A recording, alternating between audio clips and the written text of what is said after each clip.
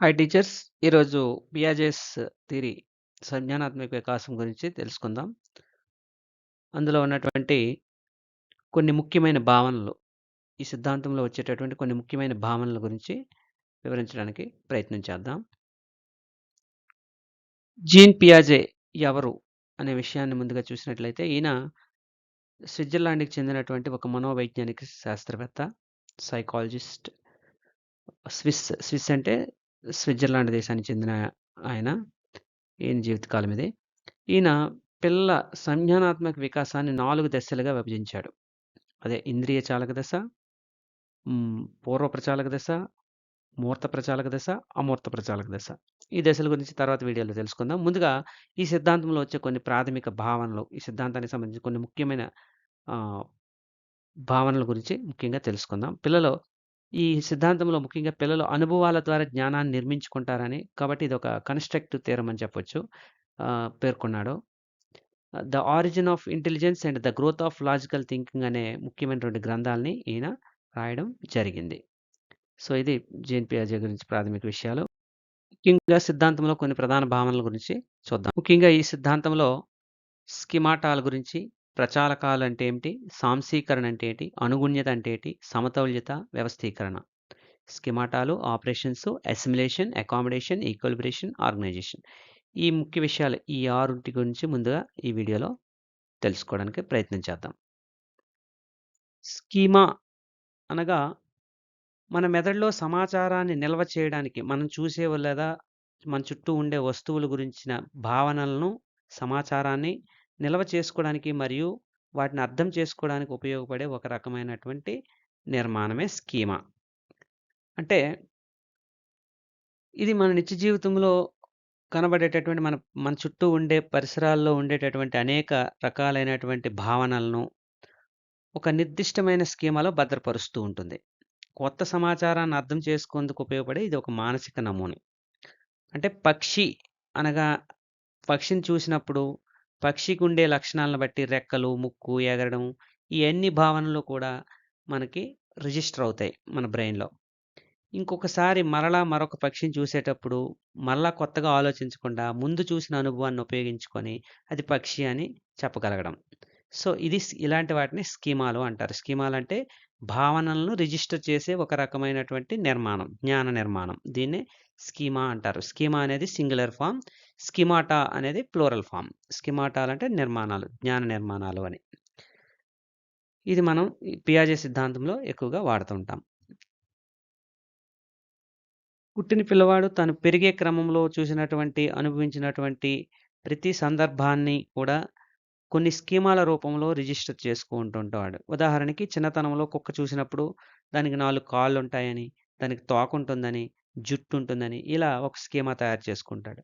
అలాగే మరొకసారి గొర్రెని చూశాడు. గొర్రె తాలూకా లక్షణాలను బట్టి అప్పుడు అది కూడా ఒక గొర్రెనో లేకపోతే జంతువనో ఎలా అయితే మొదటగా రిజిస్టర్ చేసుకుంటాడో ఆ స్కీమాల రూపంలో రిజిస్టర్ చేసుకోవడం.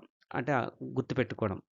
ముందు చూసినటువంటి ఒక స్కీమా రెండోసారి చూసిన స్కీమాకి ఏమైనా తేడా ఉందా లేదా? ఆ తేడాల్ని పోల్చుకోవడం. సో, అందుకోసం కొన్ని ఆపరేషన్స్‌ని వాడతాడు. ఈ స్కీమాల్ని ఆపరేషన్స్ ద్వారా నేర్చుకున్న తర్వాత దాన్ని అసిమిలేషన్ చేసుకోవడం. అయితే పోల్చి చూసుకొని పాత దాంతో కలపడం, పాత దాంట్లో కలిపేయడము, లేదా కొత్తగా మళ్ళీ రిజిస్టర్ చేసుకోవడం. ఇలా జరగడాన్నే ఇలాంటి వాటిని స్కీమాలు అంటారు. దీని తర్వాత వచ్చేటటువంటి దీంట్లో స్కీమా తర్వాత ఏమి వస్తుందో ఒక్కొక్కటిగా నేర్చుకుందాం. నెక్స్ట్ ప్రచాలకాలంటే ఏమిటో చూద్దాం. ఆపరేషన్స్. ఇప్పుడు ఈ మనకున్నటువంటి స్కీమాటాల నుంచి ఈ ఆపరేషన్స్ ద్వారా నెక్స్ట్ స్టెప్‌లోకి వెళ్తామనమాట. అంటే ప్రచాలకాలంటే ఏంటి? ఆపరేషన్స్. అంటే మనం ఫండమెంటల్ ఆపరేషన్స్ అని మ్యాథ్స్‌లో ఎలాగైతే చతుర్వేద పరిక్రియలు పేర్కొంటామో, ఇక్కడ అలాగే కొన్ని ఆపరేషన్స్ ఉంటాయి. విశ్లేషీకరించడము, సంశ్లేషణ చేయడము, వివేచన చేయడము, ప్రాగుప్తీకరించడము, ఇలా ఈ రూపంలో ఉండేటటువంటివన్నీ కూడా రీజనింగ్, ఇలా రకరకాలైనటువంటివన్నీ కూడా ప్రచాలకాలు అని అంటారు. ఇలాంటివి. Analysis, synthesis, discrimination, prediction, reasoning, logical thinking, problem solving ఇలాంటివన్నీ కూడా ప్రచాలకాల కిందకే వస్తాయి. నెక్స్ట్ సాంశీకరణం. అసిమిలేషన్ అంటే ఏమిటి? అసిమిలేషన్ అంటే పూర్వ జ్ఞానముతో కొత్త జ్ఞానాన్ని స్వీకరించి ఒకవేళ పోలిక ఉంటే పాత స్కీమాలో కలుపుకోవడం. అంటే మనకు ఆల్రెడీ ముందుగా కొంత జ్ఞానం ఉంటుంది. కొత్తగా వచ్చిన జ్ఞానాన్ని కూడా తీసుకొని ఆ 2 ఒకేలా ఉన్నాయి అంటే ఆ కొత్తగా వచ్చిన దాన్ని పాత దాంతో కలిపేయడం. కొత్త సమాచారాన్ని ఇప్పటికే ఉన్న స్కీమాలో కలపడము అనగా విలీనం చేయడము అని అంటాం. దీన్ని అసిమిలేషన్ అంటారు. ఉదాహరణకి కాకిని చూసిన పిల్లవాడు చిలుక కూడా అదే రకం పక్షి అని భావించడం. అంటే కాకి అనేది ఇక్కడ పూర్వజ్ఞానం. పూర్వజ్ఞానం ఏముంది ఆడికి? కాకి అనే విషయం ఆడికి తెలుసు. ఇప్పుడు కొత్తగా చిలకని చూసాడు. సో, కాకి అనేది పక్షి అనే విషయం వాడికి తెలుసు. చిలకను చూసాడు. కొత్త జ్ఞానం వచ్చింది. అది కూడా పక్షి అని సాంశీకరణ చేసుకుంటాడు. దీన్ని అసిమిలేషన్ అంటాడు. అంటే పాత జ్ఞానంతో కొత్త జ్ఞానాన్ని కలిపేయడం. పాత జ్ఞానంలో కొత్త జ్ఞానాన్ని కలిపేయడం. సాంశీకరణ సింపుల్‌గా చెప్పాలంటే. పూర్వ జ్ఞానంతో కొత్త జ్ఞానాన్ని స్వీకరించి ఆ 2 పోలి ఉంటే పాత స్కీమాలో కలుపుకోవడం. దీన్నే అసిమిలేషన్ అని అంటాం. నెక్స్ట్ అనుగుణ్యత. కొత్త సమాచారం వల్ల పాత స్కీమాను మార్చడము లేదా కొత్త స్కీమా రూపొందించడము. దీన్ని అకామిడేషన్ అని అంటాం. కొత్త సమాచారం వల్ల అంటే ఆల్రెడీ మనం ఒక జ్ఞానం ఉంది. పాత జ్ఞానం. మరో కొత్త సమాచారం వచ్చింది. ఇప్పుడు ఆ కొత్త సమాచారం దీన్ని పోలి ఉంటే దాంట్లో కలిపేసుకుంటాడు. That is assimilation. ఒకవేళ పోలి లేదు అంటే పాత స్కీమాను మార్చడము లేదా కొత్త స్కీమాను రూపొందించడం. అంటే ఉదాహరణకి ఒకసారి చూద్దాం. ప్రస్తుతం ఉన్న జ్ఞానంతో తప్పు గ్రహించి ముందున్న జ్ఞానాన్ని సరిచేయడం. అంటే ముందు ఒక విషయం నేర్చుకున్నాడు. తర్వాత కొత్త జ్ఞానం వచ్చింది. ఆ ముందు నేర్చుకున్నటువంటి విషయంలో తప్పుంది అనుకున్నప్పుడు దాన్ని సరిచేయడానికి ప్రయత్నం చేయడం. దీన్ని అకామిడేషన్ అంటాం. ఎగ్జాంపుల్‌కి చూస్తే గబ్బిలం పక్షి కాదు, క్షీరదం అని తెలుసుకున్నాడు. ముందు పక్షుల గురించి తెలుసుకున్నాడు. గబ్బిలం పక్షి కాదు అని తెలుసుకున్నాడు. కొత్తది. తర్వాత దాన్ని క్షీరదం అని తెలుసుకున్నాడు. ఇప్పుడు స్కీమాను సవరించాడు. ఎలా సవరించాడో చూద్దాం. కొత్త జ్ఞానం ఏది? గబ్బిలం క్షీరదం అని తెలుసుకోవడం. పాత జ్ఞానం ఏంటి? గబ్బిలం పక్షి అని ఉంది జ్ఞానం. అంటే వాడికి ఎగిరేవన్నీ పక్షులనే విషయం ఎగిరేవన్నీ పక్షులు అనే జ్ఞానం అయితే ఉంది. ఇప్పుడు గబ్బిలం ఎగురుతుంది కాబట్టి పక్షి అనుకున్నాడు. అది తప్పు స్కీమా. ఆ స్కీమా తప్పు కాబట్టి కొత్తగా నేర్చుకుందేటి గబ్బిలం క్షీరదము అనే విషయం తెలుసుకున్నాడు. ఇప్పుడు చివరగా ఏం మార్పు చేశాడు? గబ్బిలాలన్నీ క్షీరదాలు. అంటే ఎగిరేవన్నీ పక్షులు కాదు. గబ్బిలం క్షీరదము. ఎగిరేవి కొన్ని క్షీరదాలు కూడా ఉంటాయి. ఉదాహరణకి గబ్బిలం అనే విషయాన్ని మార్చుకున్నాడు. దీన్ని అనుగుణ్యత లేదా అకామిడేషన్ అని అంటారు. సమతుల్యత. ఈక్విలిబ్రేషన్. ఈక్విలిబ్రేషన్ అంటే అసిమిలేషన్, అకామిడేషన్‌ల మధ్య సమతుల్యత సాధించడం. అసిమిలేషన్ అంటే ఏంటి? సాంశీకరణం. సాంశీకరణం అంటే ఏంటి? స్కీమాల నుంచి పోలి ఉన్నట్లయితే పాత జ్ఞానాన్ని కొత్త జ్ఞానాన్ని పాత జ్ఞానంలో కలిపేయడం. అదే అసిమిలేషన్ అని చెప్పుకుంటాం. అకామిడేషన్ అంటే ఏమిటి? ఏమైనా కొత్త జ్ఞానం వలన పాతది తప్పు అనిపిస్తే మోడిఫికేషన్ చేయడం. అది అకామిడేషన్. ఇప్పుడు ఈ మోడిఫికేషన్ చేసినటువంటిది ఈ సాంశీకరణమునకు, అనుగుణ్యతలకు మధ్య విభేదం లేకుండా గాని ఒప్పుకోగలిగితే, మార్పు జరిగితే దాన్ని సమతుల్యత అంటాం. అంటే కొత్త జ్ఞానాన్ని సరైన విధంగా అర్థం చేసుకొని మానసిక సమతుల్యతను పొందడం. ఉదాహరణకి ఇక్కడ కొత్త జ్ఞానం ఏదనుకున్నాం? గబ్బిలం క్షీరదము అని తెలుసుకోవడం. పాత జ్ఞానం ఏంటి? గబ్బిలం ఒక పక్షి అని మాత్రమే తెలుసు. ఇప్పుడు గబ్బిలం పక్షి కాదు, క్షీరదము అని అంగీకరించాలి. అలా అంగీకరించగలిగితే సమతుల్యత సాధించాడు అని అర్థం. ఒకవేళ అంగీకరించలేకపోతే సమతుల్యత పొందలేదు అని అర్థం. సో, అది ఈక్విలిబ్రేషన్ అంటే సమతుల్యత అంటే. నెక్స్ట్ వ్యవస్థీకరణ. ఇప్పుడు మనం నేర్చుకున్న ముందు చెప్పినటువంటివన్నీ ఇందులో ఉన్నాయి. ఒకసారి గమనిస్తుంటే మొదటి స్కీమాటాల గురించి చెప్పాం. తర్వాత ప్రచాలకాల గురించి చెప్పాం. తర్వాత సాంశీకరణం గురించి చెప్పాం. తర్వాత అనుగుణ్యత, సమతుల్యత. ఇప్పుడు వీటన్నిటిని కలిపి ఒక వ్యవస్థీకరణం కోసం తెలుసుకుందాం. పిల్లలు స్కిమాటాలను ప్రచాలకాల ద్వారా సాంశీకరణం చేసుకొని అనుగుణ్యత పొంది సమతుల్యతను సాధించడం ద్వారా ఒక దృఢమైన సంజ్ఞానాత్మక వ్యవస్థను నిర్మించుకోవడాన్ని వ్యవస్థీకరణం అంటారు. మళ్ళీ ఒకసారి జాగ్రత్తగా అర్థం చేసుకుంటే పిల్లలు స్కిమాటాలను స్కిమాటాలంటే ఏమనుకున్నాం? తన బుర్రలో ఉండే ఏదైనా ఒక వ్యక్తి గురించి, ఒక వస్తువు గురించి ఒక స్కీమ్. ఆ స్కీమ్ ఏదైతే ఉందో ఆ స్కీమ్‌ని ప్రచాలకాల ద్వారా ఇందాక చెప్పుకున్నాం అనాలిసిస్, సింథసిస్, ప్రెడిక్షన్ ఇలాంటి వాటి ద్వారా ఏదో ఒకదాన్ని ఉపయోగించుకొని అంటే ఆపరేషన్ ఇది.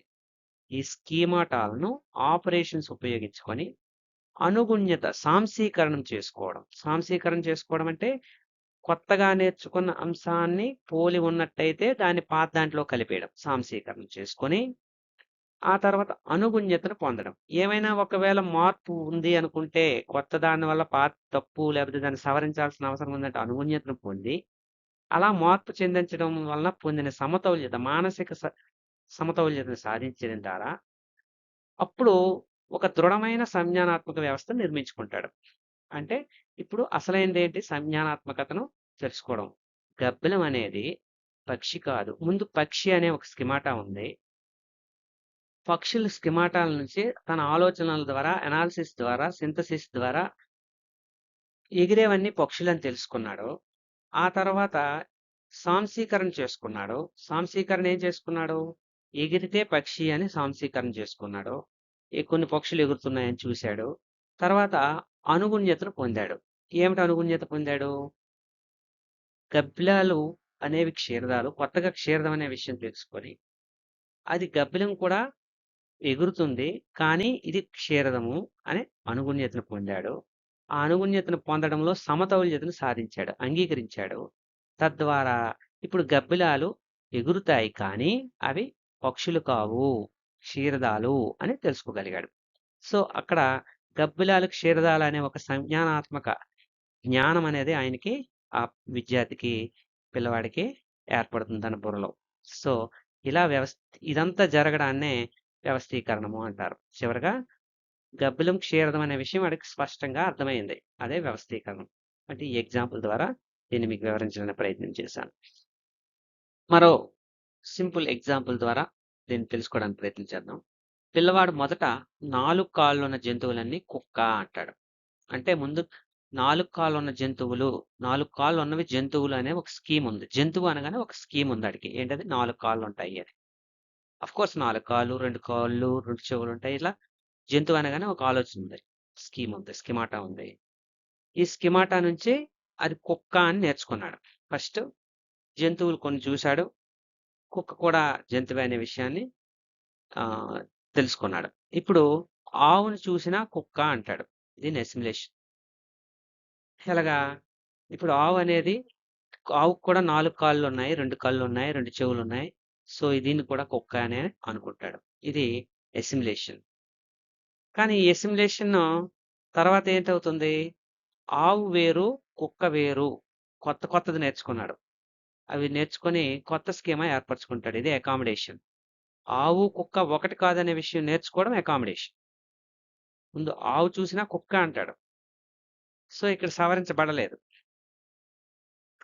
నేర్చుకున్న కొత్తది పాతదంతో కలిపేశాడు. కుక్కతో కలిపేశాడు ఆవుని. ఇక్కడ ఆవు వేరు, కుక్క వేరు అనే కొత్త స్కీమా ఏర్పరచుకున్నాడు. సో ఆవు వేరు అనే ఒక కొత్తదాన్ని నేను ఏర్పరచుకోవడం అకామిడేషన్. ఇక్కడ సవరించాడు. సవరణ జరిగితే అకామిడేషన్. చివరికి సరైన అవగాహన ఏర్పడుతుంది. ఏంటి? ఆవు, కుక్క ఒకటి కాదు. కానీ ఆవుకి, కుక్కకి సేమ్ 2 కాళ్ళు, 4 కాళ్ళు, 2 చెవులు ఉంటాయనే విషయాన్ని అవగాహన చేసుకున్నాడు. ఇక ఆవు, కుక్క ఒకలాగే ఉన్నప్పటికీ కూడా ఆ 2 వేరు అనే విషయాన్ని సంజ్ఞానాత్మకత అనేది ఏర్పడుతుంది. అదే సంజ్ఞానాత్మక జ్ఞానం. ఆవు, కుక్క వేరు అనే జ్ఞానం పొందడమే సంజ్ఞానాత్మకత. ఇక్కడ సరైన అవగాహన పొందడం. ఇప్పుడు ఇలా ఆవు వేరు అనే విషయాన్ని ఒప్పుకోగలిగితే అది సమతుల్యత సాధించాడని అర్థం. ఈక్విలిబ్రేషన్. ఇది సింపుల్ ఎగ్జాంపుల్. మరొక ఎగ్జాంపుల్. మీది ఓన్ ఎగ్జాంపుల్‌తో మరో దాన్ని ట్రై చేయండి. Thank you. Please share this video to your friends and other needy people.